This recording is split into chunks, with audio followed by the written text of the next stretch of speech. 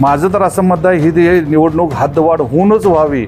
नसल समजा दुर्दैवाने ही निवडणूक लागली तर लोकांनी ह्या निवडणुकीवर बहिष्कार टाकावा आणि लोकांनी म्हणजे आम्ही लोकांनी जे लोक उभारणार आहेत त्यांनी पण बहिष्कार टाकावा आणि त्यांनी फॉर्मच भरायची नाही. तो साधा आणि सोपा मार्ग आहे ना. कशी इलेक्शन करतात बघूया.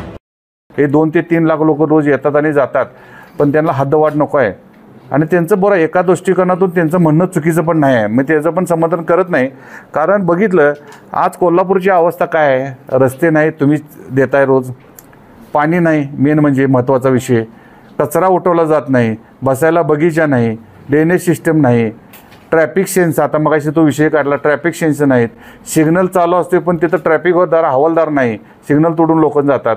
आणि हे सगळं बघितल्यानंतर कुठल्या खेडेगावातल्या माणसाला वाटणार आहे की आपण कोल्हापूरमध्ये यावं. जर कोल्हापूर सक्षम गेले 15 वर्षे ज्यांची सत्ता होती त्यांनी केलं असतं तर हे सगळे प्रश्न लोकांना दिसलं असतं.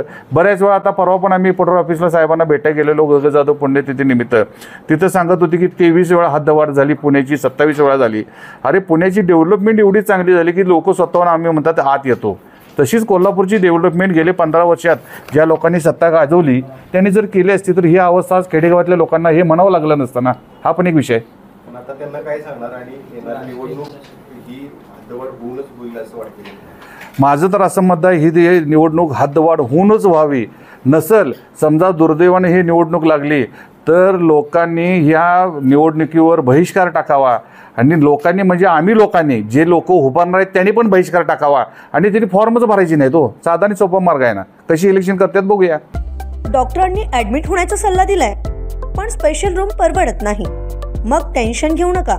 सूर्य हॉस्पिटलने प्रथमच अगदी कमी किमतीत सर्व सोयींयुक्त आणि रुग्णांची गरज लक्षात घेऊन बजेट फ्रेंडली रूम्स उपलब्ध केले आहेत.